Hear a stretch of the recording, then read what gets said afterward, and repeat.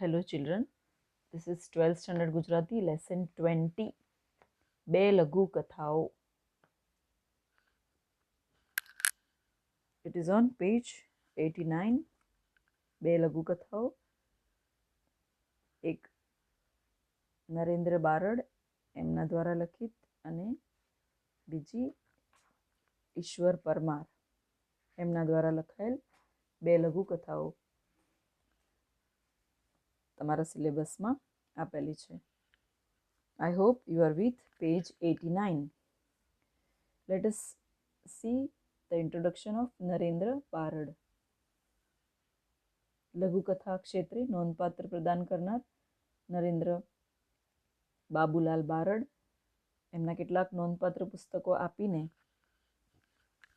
નાની ઉંમરે અવસાન પામ્યા. મને જ ગમશે, સુના સંબંધ, મન વડવાનલ તેમજ ગૃહબંધન એમના યશસ્વી સર્જન ગ્રંથો છે. ગુજરાતી ભાષામાં લઘુકથાના ખેડાણમાં જે કેટલાક નામ મૂકી શકાય એમાં નરેન્દ્ર બારડની પ્રયોગશીલ લઘુકથાઓ ઉત્તમ છે. નરેન્દ્ર બારડ એમણે આપેલ ડાગ એક લઘુકથા.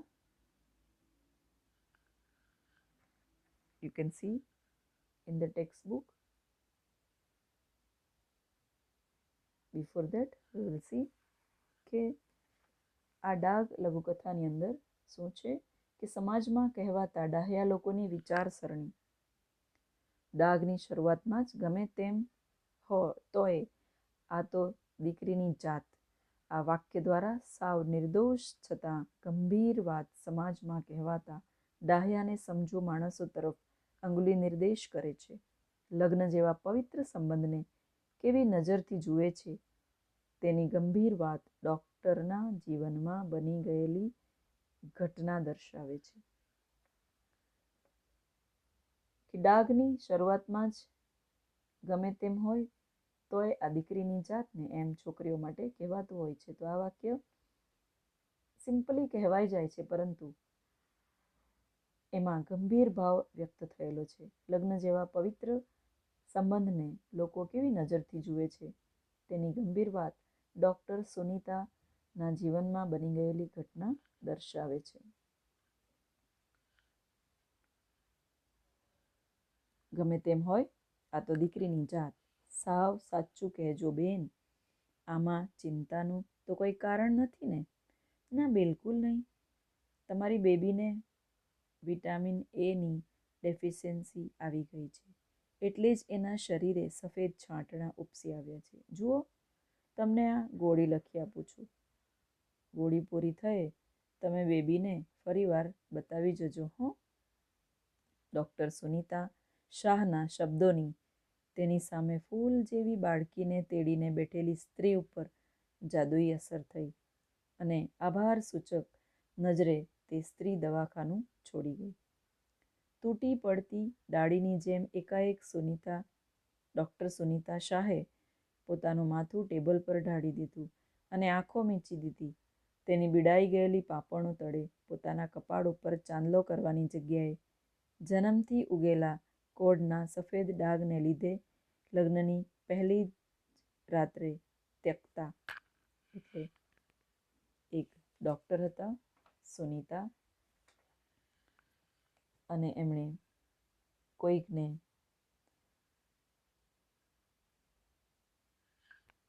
પ્રિસ્ક્રાઇબ કરી આપ્યું કોઈ દવા કે તમારી બેબીને વિટામિન એ ડેફિશિયન્સી આવી ગઈ છે અને આખા શરીરે સફેદ છાંટા આવી ગયા છે. એમ કરીને દવા લખી આપી અને પછી પોતે એનું માથું ટેબલ પર મૂકીને વિચારે ચડી જાય છે. શું થયું હશે? જુઓ કે ડૉક્ટર સુનીતા શાહના જે દિવસે લગ્ન થયા એ જ દિવસે તેના કપાળમાં ચાંદલો કરવાની જગ્યાએ જન્મથી થયેલા કોઢના સફેદ ડાઘને કારણે તેના પતિએ તેનો ત્યાગ કર્યો હતો. આ અપમાન ડૉક્ટર સુનીતાને જીવનભર દુઃખી કરે છે. પોતે ડૉક્ટર છે અને એમના કપાળે જ્યાં બિંદી લગાવે છે, ચાંદલો લગાવે છે, ત્યાં વ્હાઇટ સ્પોટ છે, વ્હાઇટ દાગ છે. એ સફેદ કોઢ રીતે ઓળખાય છે. તો એના લીધે લગ્નના પહેલા જ દિવસે પતિએ તેનો ત્યાગ કર્યો. એ પોતે ડૉક્ટર છે, એક છોકરીને દવા લખી આપે છે કે એના શરીરે સફેદ છાંટણા ઉપસી આવ્યા છે વિટામિન એ ડેફિશિયન્સીના લીધે. પછી એ પોતાનું જીવન યાદ કરે છે. સુનિતા શાહના દવાખાને એક બાળકીને લઈને એની માતા આવે.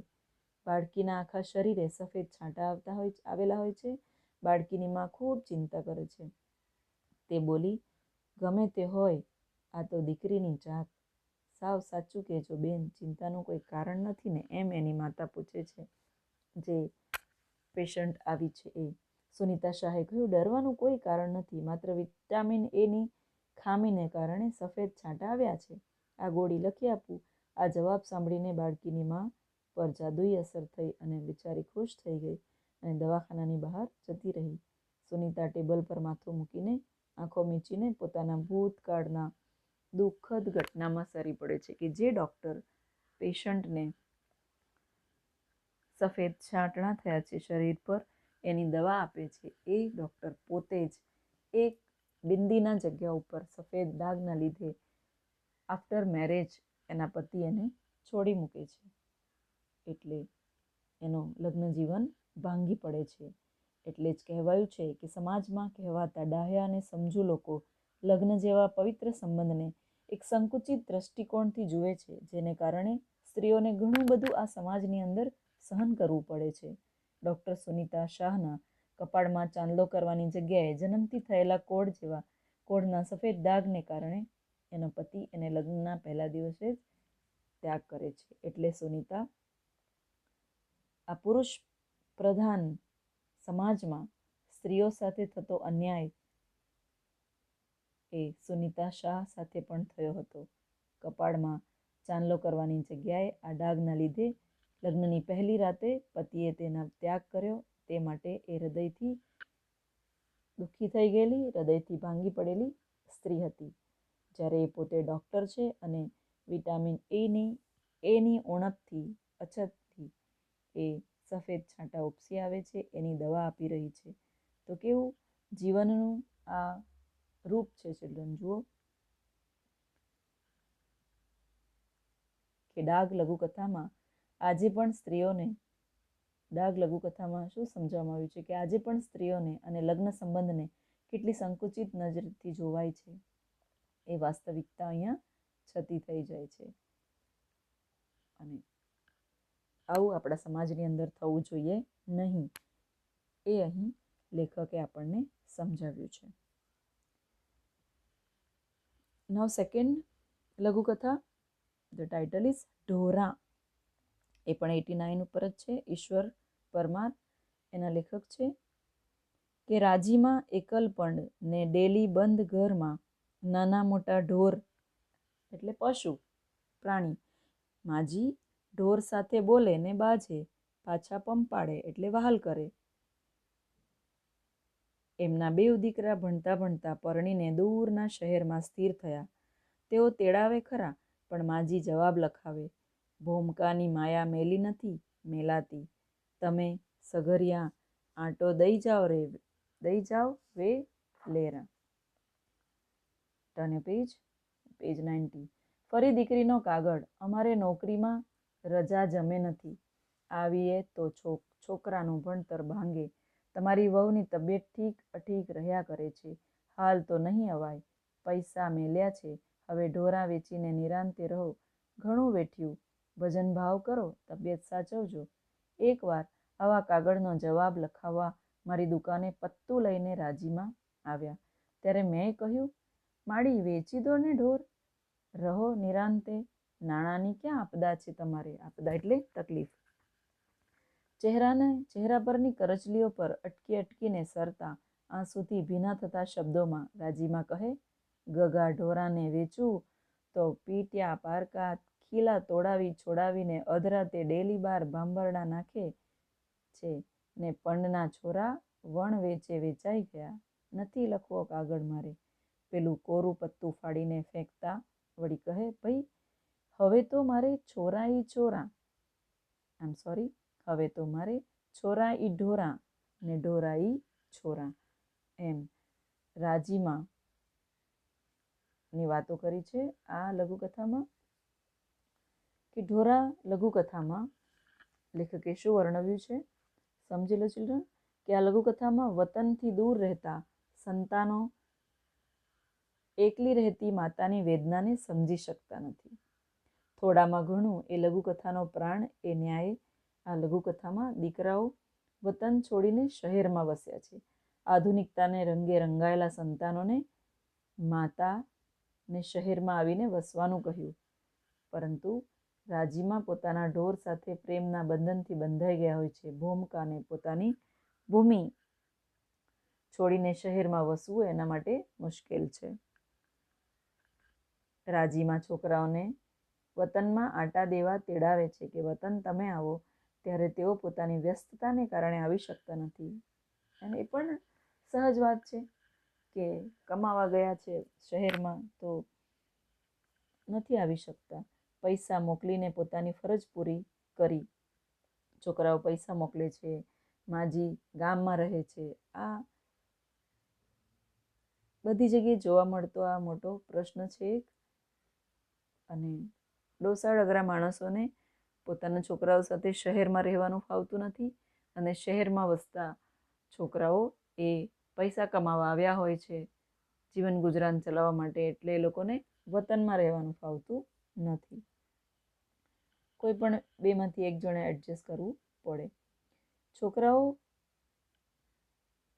ને કહે છે કે રાજીમાં વતન બોલાવે છે, પરંતુ એ આવી શકતા નથી. છોકરાઓ પૈસા મોકલી દે છે. છોકરાઓએ ઢોરને વેચીને નિરાંતે રહેવાનું કહે છે, પણ ઢોર જેને વેચ્યા હતા ત્યાંથી ખીલા તોડાવીને પાછા રાજીમા પાસે આવી જતા હતા. કેટલો પ્રેમ રાજીમાનો પ્રાણી પ્રેમ અને પ્રાણીઓનો રાજીમા સાથેનો પ્રેમ. કે વેચી દીધા હતા, જેને ત્યાં વેચ્યા ત્યાંથી ફરી પાછા રાજીમાને ત્યાં આવી જતા હતા. ઢોરને રાજીમા સાથે માયા છે, પણ પોતાના સંતાનોને મા પ્રત્યે ઢોર જેટલી પણ માયા નથી. અંતે ટપાલ લખાવવા ગયેલા રાજીમા પત્તું ફાડીને ફેંકી દે છે કે છોકરાઓને વતન બોલાવે એ નથી આવ્યા, ઢોર અને વેચી દીધા ઢોરને, તો એ ઢોર પાછા એના ઘરે આવી ગયા. ભાઈ હવે તમારે છોરાઈ ઢોરા અને ઢોરાઈ છોરા અંડરલાઈન કરી દેજો ચિલ્ડ્રન. ફરજ ચૂકેલા સંતાનોને અહીં એક ટકોર કરવામાં આવે છે કે પ્રાણીઓ સાથ આપે છે, પરંતુ છોકરાઓ સાથ આપી શકતા નથી. તો રાજીમાના બંને પુત્રો શહેર વસ્યા છે અને તેઓ રાજીમાને શહેરમાં આવવા માટે પત્ર લખે છે, પણ રાજીમા પોતાની ભૂમકાની માયા મૂકી શકતા નથી. ત્યારે એ પોતાના છોકરાઓને કહે છે કે તમે જ ગામડે આવો, આંટો મારી જાઓ. દીકરાનો ફરી પત્ર આવે છે અને લખે છે કે અમારે નોકરીમાં રજા નથી, એટલે અમારાથી અવાય નહીં, અને તમારી વહુની તબિયત પણ નરમ રહે છે, હાલ નહીં અવાય, અને પૈસા મોકલી દે છે. અને લોકો કહે છે કે ઢોર વેચી દો અને તમે નિરાંતે રહો. છોકરાઓ માને કહે છે ઘણું બધું વેઠ્યું અને ભજન ભાવ કરો, હવે તબિયત સાચવજો. એમ છોકરાઓ કહે છે કે બહુ વેઠીને અમને મોટા કરીને ભણાવ્યા ગણાવ્યા, હવે અમે કામ ધંધાર્થે શહેરમાં આવ્યા છીએ, તો રજા નથી એટલે અમે આવી શકતા નથી, અને તમારા વહુની તબિયત પણ ખરાબ રહે છે, તેથી આવી શકતા નથી. તો એક વખત એનો જવાબ આપવા બેસે છે ત્યારે આંસુ ભીના શબ્દે રાજીમાં લખે છે કે ઢોરને વેચું જ છું, તો પારકાના ત્યાંથી ફરી પાછા આપણા ત્યાં આવી જાય છે, અને તમે આવી શકતા નથી. એમ કરીને એક આગળ લખે છે, પરંતુ ફરી પાછું લખવા જાય છે, પરંતુ એ ફરી પાછું ફાડી નાખે છે. તો રાજીમાનો અહીંયા કટાક્ષ કર્યો છે કે પ્રાણીઓનો પ્રેમ છે રાજીમા પ્રત્યે, પરંતુ પોતાના બાળકોનો નથી. એટલે મનુષ્ય સમજી શકે એવા છે, સમજદાર જ છે, બધી સમજ શક્તિ આપી છે ઈશ્વરે, પરંતુ એ સમજતા નથી. જ્યારે આ અબોલ ઢોર એ રાજીમાને સમજે છે અને ફરી પાછા એ રાજીમાનો સાથ આપવા માટે જ્યાંથી વેચ્યા છે ત્યાંથી આવી જાય છે.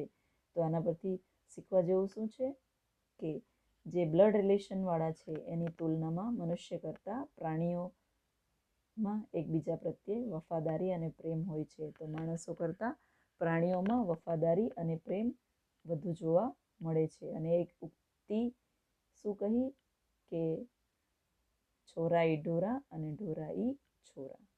સો children, I hope you got it કે લોહીના સંબંધોની તુલનામાં પ્રાણીઓમાં કેટલો પ્રેમ અને વફાદારી જોવા મળે છે. Thank you children. Please write down all question answers.